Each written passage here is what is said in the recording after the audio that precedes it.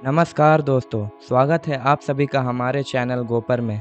15 अगस्त 1947 वो दिन जब भारत ने अंग्रेजों की हुकूमत से आज़ादी पाई। तब उससे पहले 17वीं सेंचुरी में वर्ल्ड इकोनॉमी में भारत की जीडीपी का शेयर 24.4% थी, जो 1950 आते आते घटकर 4.2% हो गई। मुगल साम्राज्य के दौरान भारत की जीडीपी स्टेबल थी, लेकिन उसके बाद ब्रिटिश शासन की शुरुआत से इसमें गिरावट होने लगी। अंग्रेजों ने भारत को इतना लूटा कि भारत को आज़ादी मिलने के बावजूद भारत कई दशक पीछे चला गया।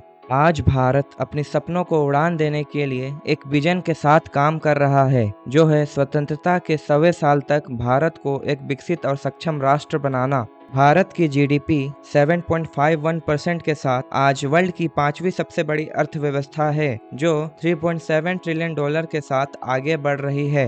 भारत को विकसित राष्ट्र बनने के लिए 5 मेन क्राइटेरिया को पार पाना पड़ेगा, जो है per capita income, human development index, industrialisation, strong economy और पॉलिटिकल स्टेबिलिटी। विकसित राष्ट्र, जिसे आमतौर पर इंडस्ट्रियलाइज्ड कंट्री भी कहा जाता है, जिसमें एडवांस टेक्नोलॉजिकल इंफ्रास्ट्रक्चर के साथ साथ एक डाइवर्स इंडस्ट्रियल और सर्विस सेक्टर होता है। 1.42 बिलियन लोगों के साथ आज भारत दुनिया का सबसे आबादी वाला देश है, जिस कारण 5वीं सबसे बड़ी इकोनॉमी होने के बावजूद भारत की जीडीपी पर कैपिटा $2612 के साथ 140वें स्थान पर खड़ी है। चूंकि जीडीपी पर कैपिटा की गणना किसी देश की रियल जीडीपी को उसकी जनसंख्या से विभाजित करके निकाली जाती है, इसलिए जीडीपी पर कैपिटा के रैंक में भारत अभी पीछे है। भारत इस समय लो मिडिल इनकम वाला देश है, जिसमें ग्रोस नेशनल इनकम $1086 से लेकर $4255 तक रहता है।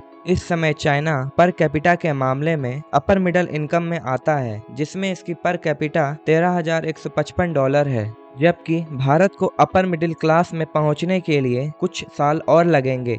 पर मिडल इनकम में 4,256 से $13,205 तक पर कैपिटा इनकम वाले देश आते हैं। इसलिए भारत को विकसित बनने के लिए एक हाई इनकम वाला देश बनना होगा। आज भारत ह्यूमन डेवलपमेंट इंडेक्स की रैंक में 191 देशों की लिस्ट में 132वें स्थान पर है, जो कि 0.633 एचडीआई के साथ मीडियम ह्यूमन डेवलपमेंट इंडेक्स में आता है। किसी देश की एचडीआई 3 तरीकों से निकाली जाती है, जिसमें लाइफ एक्सपेक्टेंसी, एडुकेशन और एक डिसेंट स्टैंडर्ड ऑफ लिविंग आता है, जिसके डेटा फिगर को 0 और 1 के बीच मापा जाता है। इस समय भारत के 6 राज्य और 2 union territory high human development में आते हैं, जो वेरी हाई 0.8 के करीब है। भारत को एचडीआई के क्राइटेरिया में very high human development index की रैंक में पहुंचना पड़ेगा, जो अधिकांश विकसित देशों का होता है। 28.3% जीडीपी शेयर के साथ इंडस्ट्री सेक्टर आज भारत की जरूरतों को पूरा कर रहा है,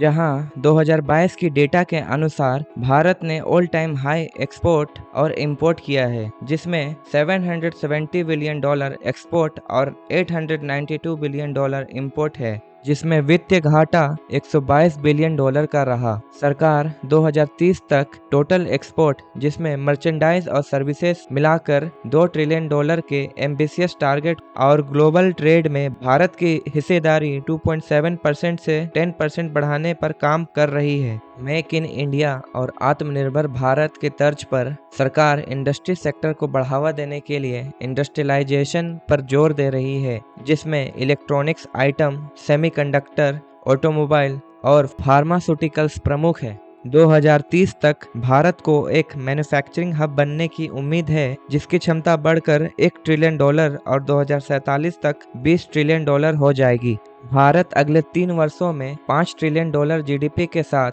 थर्ड लार्जेस्ट इकोनॉमी बनने की ओर बढ़ रहा है और 2030 तक $60 ट्रिलियन तक पहुंचने की उम्मीद है। भारत को जल्द से जल्द एक विकसित राष्ट्र बनाने के लिए इकोनॉमी का बहुत बड़ा योगदान होने वाला है। एक अनुमान के मुताबिक आने वाले सालों में भारत की जीडीपी ग्रोथ 7% से अधिक होने की संभावना है। इसी तरह देश में स्टेबल गवर्नमेंट और बहुमत वाली सरकार के होने से इकोनॉमी रिफॉर्म्स और निर्णय लेने में आसानी होगी। किसी भी देश को एक सक्षम नेता की जरूरत होती है, जो जल्दी निर्णय और कड़े फैसले ले। फिलहाल बढ़ती जनसंख्या, आर्थिक उतार चढ़ाव और ग्लोबल टेंशंस विकसित भारत के टारगेट के लिए चुनौतियां पेश कर सकती है। आरबीआई के अनुसार भारत को विकसित राष्ट्र बनाने के लिए अगले 20 से 25 साल तक 7.6% जीडीपी ग्रोथ रेट से बढ़ने की जरूरत है। 2047 तक एक विकसित देश बनने के लिए भारत की जीडीपी पर कैपिटा को करंट लेवल से